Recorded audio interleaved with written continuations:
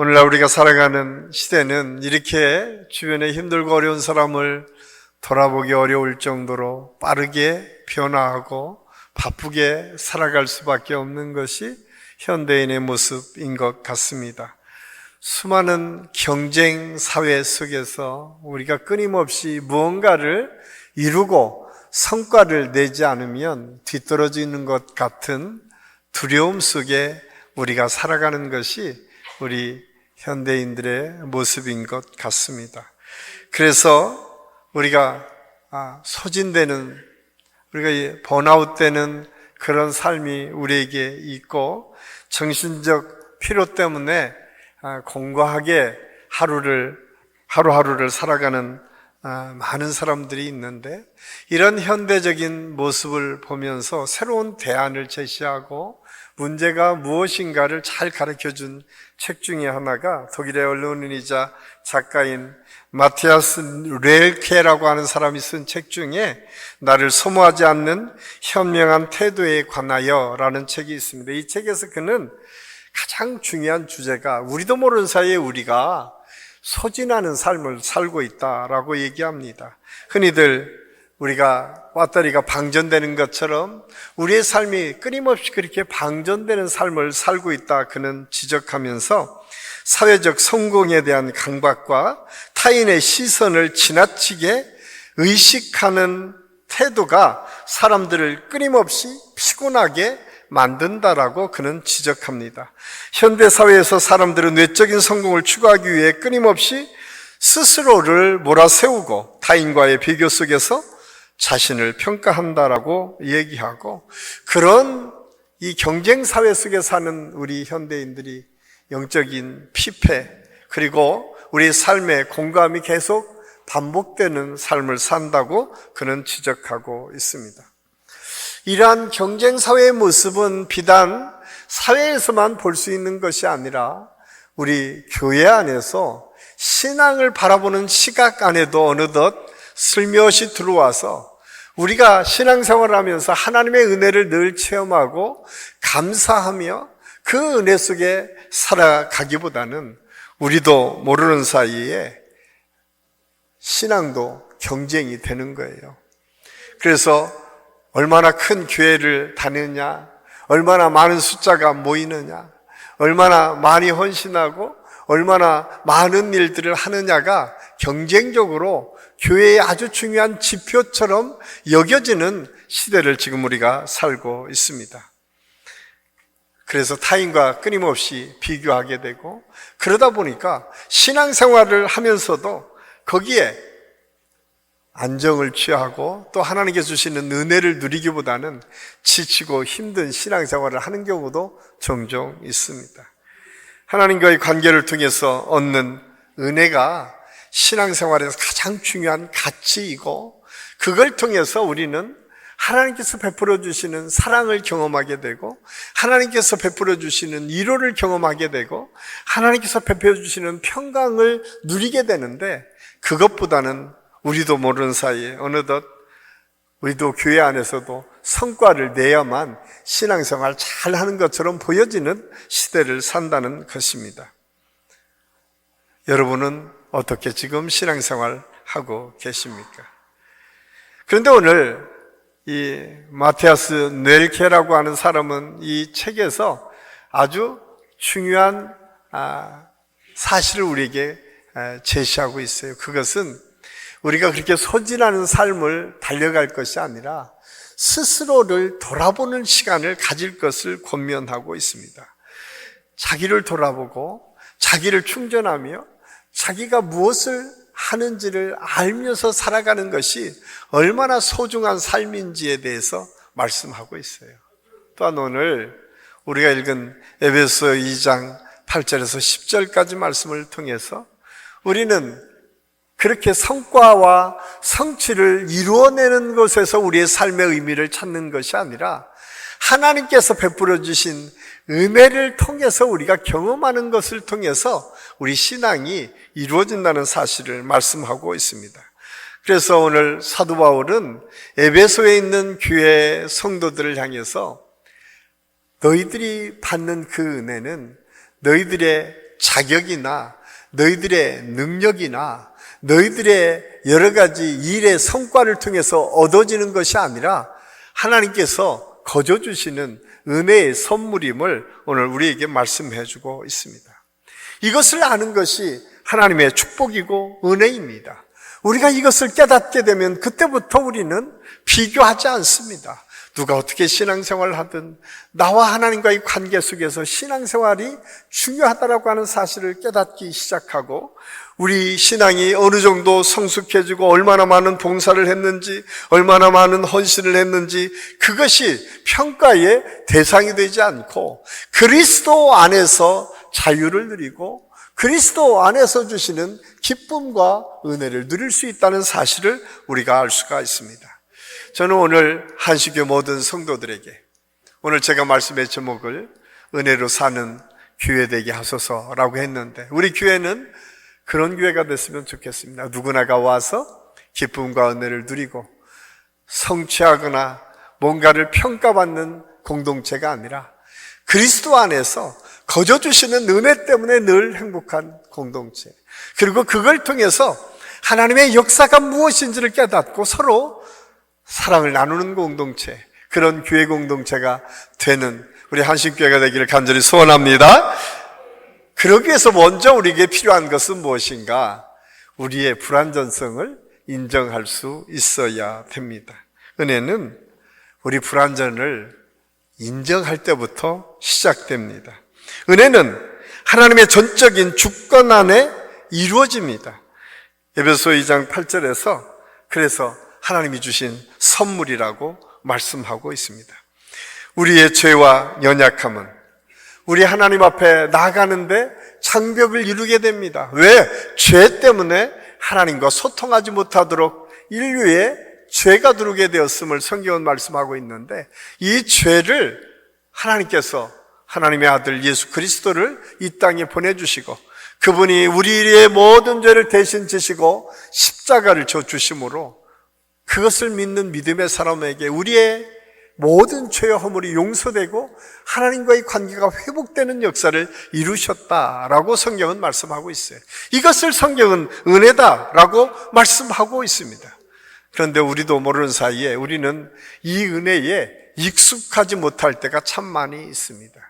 우리가 거저 받았다는 데를 인정하기 어려울 때가 참 많이 있습니다. 그래서 우리의 연약함은 마치 우리가 열심을 내면 무엇인가 이룰 수 있다라고 하는 생각을 언제나 우리가 하며 살게 되죠.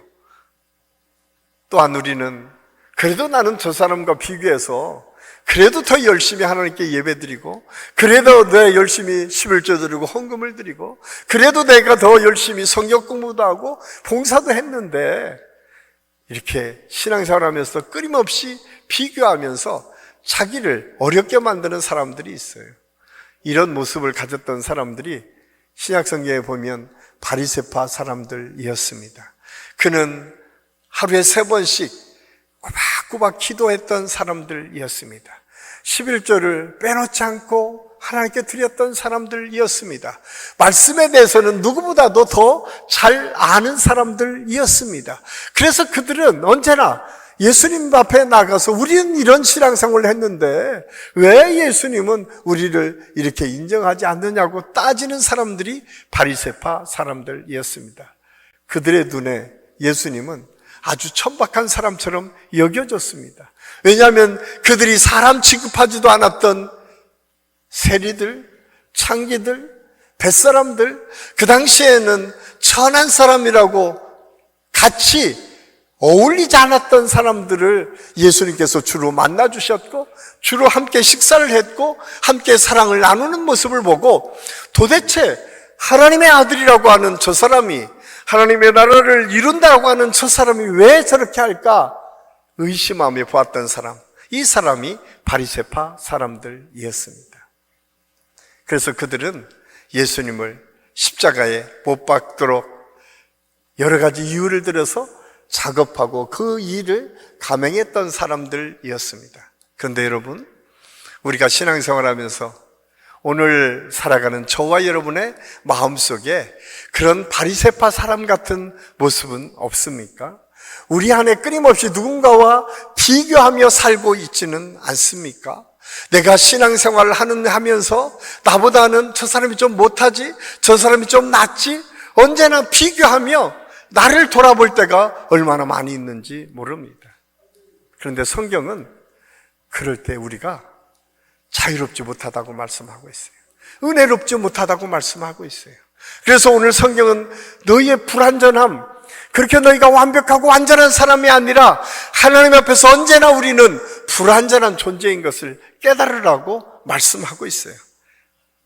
대표적으로 누가복음 15장에 보면 탕자의 비유를 통해서 예수님께서 우리의 모습의 현주소가 무엇인지를 가르쳐 주고 있습니다. 두 아들이 있었는데 둘째 아들이 하루는 아버지를 찾아와서 나의 모든 재산을 달라고 요청을 합니다. 그리고 그 재산을 가지고 자기 마음대로 뭔가 해보려고 애쓰고 노력하고 그랬지만 가는 곳곳마다 실패를 경험하게 됩니다. 이제 더 이상 남아있는 돈도 하나도 없어서 먹을 것이 없으니까 돼지가 먹는 쥐엄 열매를 먹을 수밖에 없는 둘째 아들의 모습. 그러던 어느 날 그 둘째 아들의 마음속에 부자인 자기 아버지가 생각나게 되고 자기 아버지 집에 돌아가서 살아야겠다라고 하는 결단을 하게 됩니다. 그런데 그 둘째 아들의 마음속에 이 아버지 집에 돌아가는데 도대체 아들 자격으로 내가 다 받았으니까 어떻게 돌아가겠어? 라고 생각을 하면서 이제 아들이 아니라 품꾼으로 돌아가겠다는 생각을 가지고 누가복음 15장 19절 말씀해 보면 이렇게 성경에 기록하고 있어요. 지금부터는 아버지의 아들이라 일컬음을 감당하지 못하겠나이다. 나를 품꾼의 하나로 보소서 하리라 하고. 이 둘째 아들은 어떻게 보면 굉장히 정직한 것처럼 보여지고 굉장히 인간적인 모습으로 보여지지만, 그런데 놀랍게도 이 모습을 보고 우리가 잘 아는 헨리 나웬이라고 하는 학자는 탕자의 귀양이라고 하는 책에서 이 문제를 지적합니다. 그 문제가 단순히 그냥 좋은 인격의 소유자, 그냥 뭔가 자기가 할 수 있다고 생각하는 이것에 대해서 교만이고 자만심이다 라고 그는 지적합니다. 왜냐하면 아버지는 한 번도 그 아들을 받아들일 때에 그런 자격이 있기 때문에, 그가 뭔가 할 수 있기 때문에 그 아들을 받아들인 것이 아니라 그냥 받아들였다는 거예요.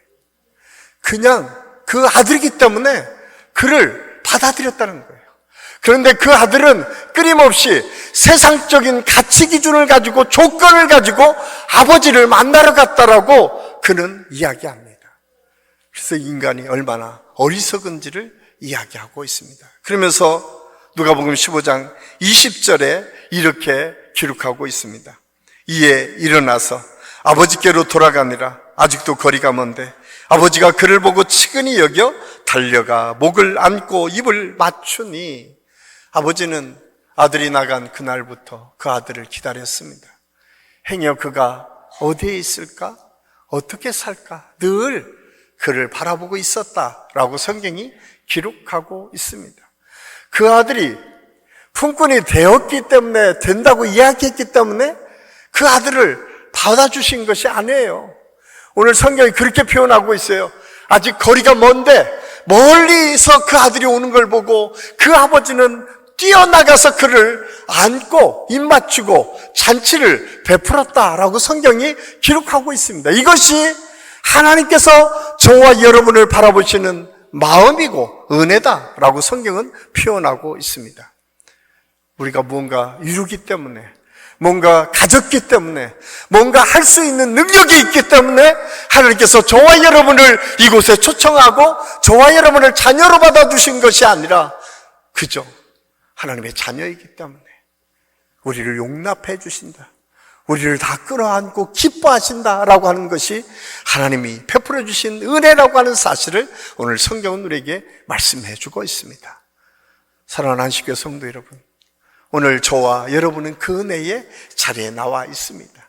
하나님은 우리를 뭔가 이루기 때문에, 성취하기 때문에, 만들 수 있기 때문에, 자격이 있기 때문에 우리를 용납하시고 받으신 것이 아니라 하나님께서 우리를 자녀 삼아 주셨기 때문에 받아주셨다는 사실을 인정하고 그 하나님께 감사함으로 나아갈 수 있는 저와 여러분이 될 수 있기를 간절히 소원합니다. 그래서 우리는 감사할 수밖에 없는 거예요. 왜? 우리가 할 수 있는 것이 별로 없기 때문에. 그래서 우리는 하나님의 예배 때 오면 하나님 내가 뭘 하겠습니다 라고 하는 것이 아니라 하나님 나 이것이 힘들어요. 나 여기가 아파요. 내가 할 수 있는 것이 여기밖에 없어요. 하나님 나를 긍휼히 여겨주세요. 나를 불쌍히 여겨주세요. 이런 고백이 저절로 나올 때 거기에서 하나님께서 만져주시고 하나님께서 위로해 주시고 다시 일으켜 세워주시는 은혜를 경험할 수 있다는 사실을 우리는 기억해야 됩니다. 저는 오늘 이 예배가 다시 한번 우리의 모든 것을 용납하시는 그 하나님의 은혜를 통해서 위로받고 힘을 얻는 은혜의 시간, 축복의 시간이 될 수 있기를 예수님의 이름으로 간절히 축원합니다. 두 번째로 오늘 말씀을 통해서 주시는 은혜는 교회의 본질이자 기초다라고 하는 사실입니다. 에베소 2장 8절은 너희는 그 은혜로 인하여 믿음으로 말미암아 구원을 받았으니 이것이 너희에게서 난 것이 아니요 하나님의 선물이라 라고 말씀합니다. 이 말씀은 구원의 출발점이 하나님의 선물이라고 말씀하고 있어요. 이 선물로 교회는 시작되었습니다. 왜냐하면 교회가 처음 이곳에 세워지는 장면이 마태복음 16장에 기록되고 있는데 거기에서 18절 말씀에 보면 예수님께서 베드로에게 이렇게 말씀합니다. 내가 이 반석 위에 내 교회를 세우리니. 내가 반석 위에 교회를 세우는데 이 반석은 주는 그리스도시요 살아계신 하나님의 아들이십니다라고 하는 고백 위에 세워진 교회다라고 말씀하고 있어요. 그러면 이 고백은 어떻게 나올 수 있었을까요? 이 고백은 예수 그리스도의 은혜를 통해서 부름받은 우리 그리스도인들이 주님, 내가 주님의 자녀된 것을 감사합니다. 나의 구세주인 것을 내가 믿고 고백합니다. 그 고백 위에 교회 공동체가 세워졌다는 거예요. 우리 한신교회 교회 공동체는 바로 이 교회 건물이 교회가 아니라 여러분 한 분 한 분이 예수 그리스도를 주로 고백하는 그 모임, 그 공동체가 교회인 것을 성경은 아주 분명하게 말씀해 주고 있어요. 그래서 이 교회를 하나님께서 세우셨는데 이 교회를 세우신 이유를 오늘 에베소 2장 10절은 이렇게 말씀합니다. 우리는 그가 만드신 바라 그리스도 예수 안에서 선한 일을 위하여 지으심을 받은 자니. 하나님께서 우리에게 교회를 세우고 공동체를 세운 이유를 선하신 일을 하기 위해서, 우리가 하나님의 선한 일을 하기 위해서 우리를 공동체로 세우셨다라고 말씀합니다. 그렇다면 하나님의 선한 일은 무엇일까요?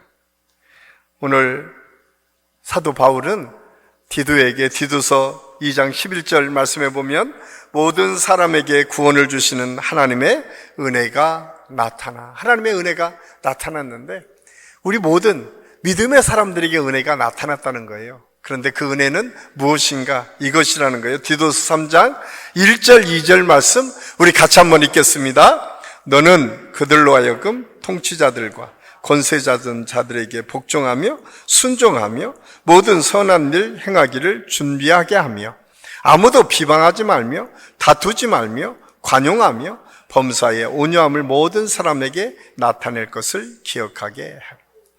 그리스도인들의 선한 일 첫 번째는 뭔가? 하나님께서 내려주신 이 법, 하나님의 법뿐만 아니라 이 세상의 법도 하나하나 지켜나가는 것이 우리 믿음의 사람들에게 너무나 중요하다고 말씀하고 있어요.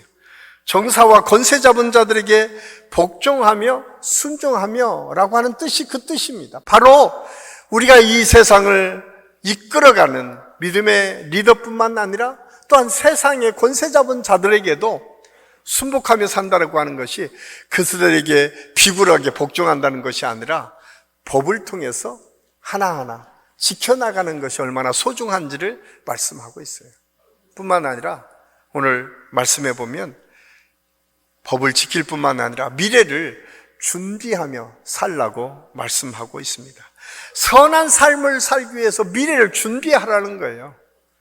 그러면 선한 삶을 살기 위해서 미래를 준비한다는 것은 무엇일까요?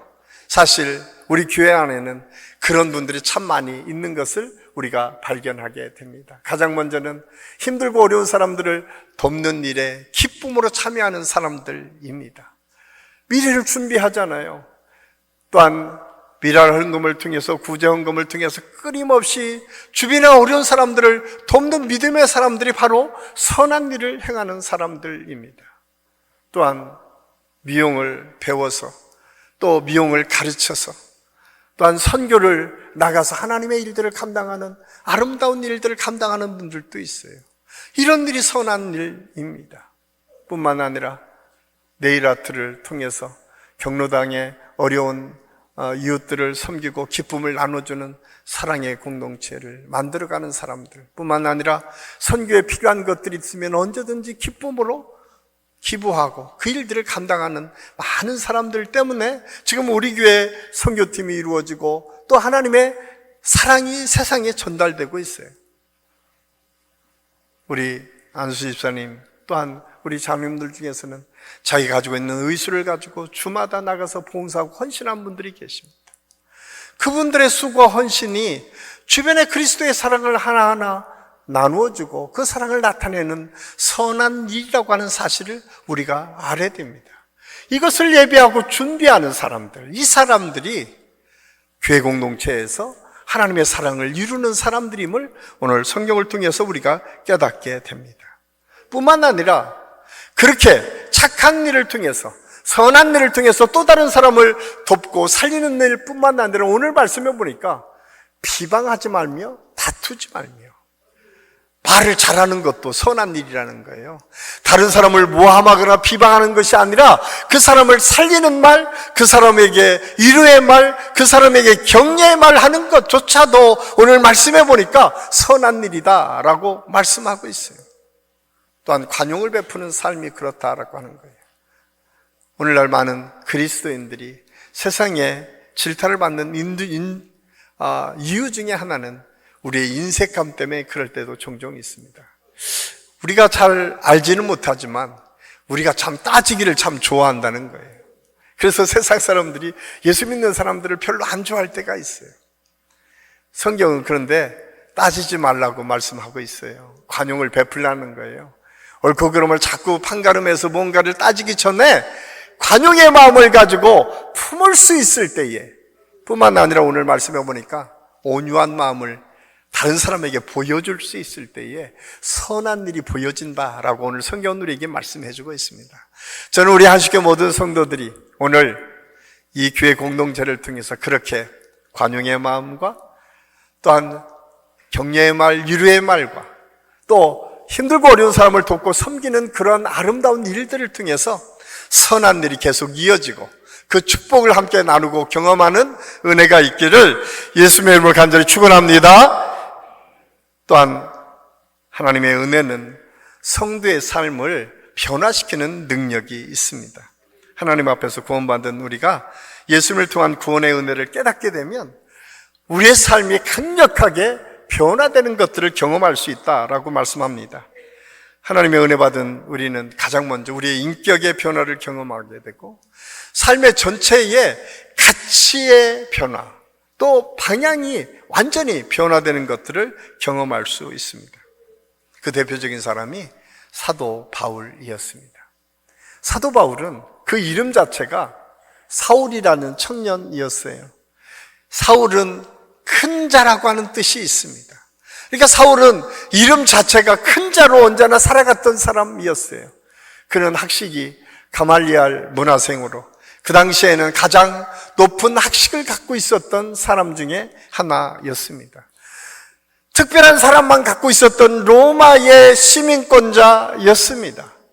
뿐만 아니라 그는 바리새파 중에 바리새파. 그래서 열심당원으로 모든 사람 앞에 열심으로 예수 믿는 사람들을 핍박했던 사람이 사도 바울이었습니다. 그러던 그가 어느 날 다메섹으로 예수 믿는 사람들을 잡아 가두러 가는 도중에 그 예수님을 만나게 됩니다. 그리고 그의 생각이 바뀌고 그의 생활이 바뀌고 그의 가치가 바뀝니다.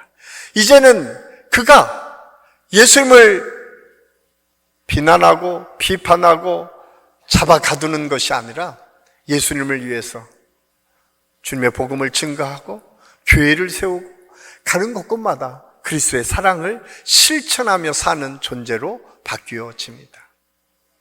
그런데 여기에 가장 중요한 두 가지의 변화의 역사가 있습니다. 그 첫 번째는 그 이름이 큰 자 사울에서 그 이름 바울로 바뀝니다. 바울은 작은 자입니다. 그는 큰 자로 살아가는 존재가 아니라 이제는 작은 자로, 누구 앞에서나 작은 자로 살아갔다는 거예요. 그가 하나님의 거룩한 사도로의 부르심을 받아서 수많은 교회를 세우고 신약 성경의 3분의 2를 기록할 만큼 위대한 하나님의 역사를 이루어가는 사람이었지만 큰 자로 기억되는 것이 아니라 작은 자로 기억되기를 원했고 그렇게 살아갔음을 성경은 계속 증언하고 있습니다. 또 하나 사도 바울이 바뀐 게 있습니다. 그것은 이제 자기를 드러내고 자기가 모든 것을 한 것처럼 하는 것이 아니라 나의 다 된 것은 하나님의 은혜였습니다. 내가 한 것이 아니라 하나님께서 하신 것입니다. 주께서 하셨습니다. 사도 바울의 고백 속에 보면 끊임없이 자기가 한 것이 아니라 주께서 하셨다는 고백이 그의 일생의 삶의 변화를 일으켰다는 사실을 성경은 말씀해 주고 있습니다. 교회는 세우는 일, 힘들고 어려운 사람을 돕는 일, 누군가를 살리고 하나님의 역사를 이루어가는 큰 일들을 감당할 때마다 그는 자기를 앞세우지 않고 예수 그리스도의 은혜를, 그리고 주께서 내게 힘 주셔서 내가 이 일을 할 수 있었습니다. 주께서 내게 기회를 주셨기 때문에 내가 이 일을 할 수 있었습니다라고 고백하는 사람으로 변화되었다는 사실을 성경은 우리에게 증언해 주고 있습니다. 사랑하는 한식교회 성도 여러분, 하나님의 은혜는 이렇게 나의 나 된 것이 내가 아니라 하나님의 은혜 가운데 행했음을 고백할 수 있는 사람, 뿐만 아니라 어떤 상황에서도 하나님께서 베풀어 주신 은혜를 큰 자가 아니라 작은 자리에서도 기쁨으로 감당할 수 있는 믿음을 가진 사람이 하나님의 변화를 체험한 사람임을 오늘 성경은 우리에게 말씀해 주고 있습니다. 저는 우리 모든 성도들에게 이 은혜가 있기를 간절히 소원합니다. 뿐만 아니라 하나님의 은혜 받은 사람은 달라스 율라드라고 하는 영성학자의 책, 하나님의 모략이라고 하는 책에 보면 우리가 근본적으로 인생을 재구성하는 것이다 라고 얘기하고 있습니다. 이것이 곧 제자된 사람의 삶의 모습이어야 된다. 그러면서 그는 가장 중요하게 여기는 것 중에 하나가 예수님의 성품을 닮아가는 것이다. 우리 모든 성도들이 하나님의 은혜와 능력을 체험할 때 먼저 필요한 것은 예수 그리스도의 성품을 닮아가는 것. 그래서 예수 그리스도의 성품을 닮아가기 시작하면 우리의 인생의 목표가 바뀌어지고 변화되는 것들을 경험할 수 있다는 사실을 성경을 통해서 우리가 깨닫게 됩니다. 또한 우리가 알 수 있는 것은 무엇인가? 내가 먼저 은혜 받았습니다라고 하는 것을 아는 거죠. 우리가 누군가를 사랑할 때 그냥 사랑이 아니라 내가 받은 사랑을 가지고 다른 사람을 사랑할 수 있다는 거예요. 요한일서 4장 19절 말씀해 보니까 우리가 사랑함은 그가 먼저 우리를 사랑하셨습니다. 그렇습니다. 우리가 우리 주변, 이웃, 우리 가족, 우리 또 다른 사람들을 사랑하고 섬기는 이유가 무엇입니까? 그것은 이미 우리가 하나님으로부터 그 사랑을 받았기 때문에 그렇다라고 성경은 말씀하고 있어요. 그렇습니다. 우리가 신앙생활 하면서 행하는 사랑의 행위가 결코 그냥 내가 잘나고 뭔가 이룰 수 있고 똑똑해서 그런 것이 아니라 하나님의 사랑이 우리에게 이미 임했고 그 사랑을 받았기 때문에 그 사랑을 가지고 또 다른 사람을 사랑한다는 거예요. 뿐만 아니라 용서도 마찬가지예요. 골로새서 3장 13절 말씀 우리 같이 한번 읽겠습니다. 서로 용납하여 피차 용서하되 주께서 너희를 용서하신 것 같이 너희도 그리하고. 그렇습니다. 용서도 먼저 하나님께서 저와 여러분을 용서해 주셨다는 거예요. 그래서 너희가 피차 용서하라는 거예요. 왜? 하나님의 용서를 너희가 안다면, 하나님의 용서를 너희가 받았다면, 그 용서를 너희가 느끼고 있다면 너희도 용서하는 사람이 되라고 말씀하고 있어요. 성경은 이렇듯 변화된 삶을 말씀하고 있는데 그것이 우리가 지금 이루어 놓은 것 때문에 이루어진 것이 아니라 하나님의 먼저 주신 은혜, 하나님께서 먼저 용서해 주시는 은혜를 통해서 이미 우리가 누리고 있기 때문에 이 누리는 것을 세상 사람들과 또 다른 사람과 나누는 것임을 분명하게 말씀하고 있습니다. 여러분, 하나님의 사랑은 얼마나 큰지요. 우리의 모든 죄를 덮을 만한 크기의 사랑이 이미 하나님으로부터 저와 여러분에게 내려졌습니다. 하나님께서 주신 은혜는 얼마나 깊고 넓은지 우리의 연약함과 부족함을 다 채우고도 남을 만큼 넓고 깊은 하나님의 은혜가 우리 속에 이미 내려졌다고 성경은 말씀하고 있어요. 그것이 오늘 에베소 2장 8절에서 9절까지 말씀입니다. 그래서 사도 바울을 통해서 말씀하신 건 너희가 이 세상의 행위로는 하나님 앞에 나갈 수 없다는 거예요. 우리는 여전히 지금 뭔가 내가 할 수 있다고 생각하지만 그렇지 않다는 거예요. 전적으로 하나님의 은혜를 너희가 온전히 느끼고 체험할 때에 거기서부터 하나님께 주시는 힘으로, 하나님께 주시는 능력으로 하나님의 사랑을 실천하며 나아갈 수 있다는 사실을 성경은 우리에게 말씀해 주고 있어요. 그래서 히브리서 4장 16절은 이렇게 우리에게 권면하고 있습니다. 우리 같이 한번 읽겠습니다. 그러므로 우리가 긍휼하심을 받고 때를 따라 돕는 은혜를 얻기 위하여 은혜의 보좌 앞에 담대히 나아갈 것이니라. 그렇습니다. 하나님께서 우리에게 은혜의 보좌 앞에 담대히 나가 하나님께 모든 것을 맡길 수 있는 특권을 우리에게 주셨어요. 그리고 그 하나님께서 우리의 거에 마지막까지 우리와 함께 하시고 견뎌가시면서 우리를 바꾸셔서 하나님의 선한 뜻에 사용되도록, 하나님의 선한 일을 감당하도록 우리를 이끄신다는 사실을 오늘 성경은 우리에게 말씀해 주고 있습니다. 추석 명절입니다. 여러분이 가족들을 오랜만에 만나다 보면 예기치 않은 여러 가지 문제들을 경험하게 되기도 합니다. 아니, 가장 가까운 사람들이 같이 보이기 때문에 다른 어떤 사람보다 먼저 상처를 입기도 하고 상처를 주기도 한다는 사실을 우리는 잘 압니다. 그런데 오늘 성경은 하나님의 은혜로 산다라고 하는 것은 그래, 그럴 수도 있지, 나의 부족함을 인정해 주는 거예요. 그리고 하나님 앞에 나갔을 때 모든 것을 품어주시는 하나님의 사랑이 이미 우리에게 임했음을 믿고 고백하는 거예요. 그리고 그 사랑을 받은 우리가 그 사랑을 나눠주는 거예요. 그것이 어떤 것이든 관용의 마음이든 위로와 격려의 마음이든 때로는 힘들고 어려운 사람을 돕고 섬기는 마음이든 상관이 없습니다. 중요한 것은 여러분이 받은 사랑을 먼저 느끼고 체험하는 것이 중요하고 그 경험으로 또 다른 사람을 섬기는 것이 중요합니다. 그럴 때에 하나님께서는 우리를 통해서 이루실 하나님의 역사를 이룰 뿐만 아니라 우리 한신교회가 오늘 주신 말씀처럼 하나님의 사랑이 어떤 것인지 보여지고 나타나는 역사가 있어서 우리 한신교회 성도들이 가는 곳곳마다 그리스도의 사랑이 증거되고 선포되는 아름다운 역사가 이번 추석 명절과 여러분의 삶 속에서 계속 이루어질 수 있기를 예수님의 이름으로 간절히 축원합니다. 기도하겠습니다. 아버지 하나님, 은혜를 감사합니다. 오늘 말씀을 통해서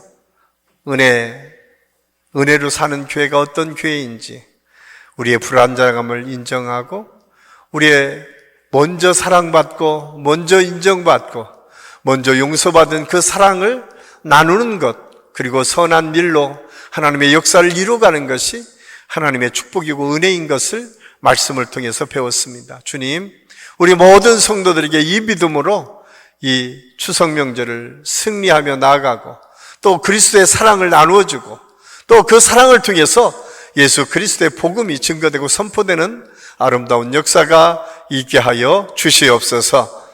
함께해 주심을 감사하고 예수님의 이름으로 감사드리며 기도하옵나이다. 아멘.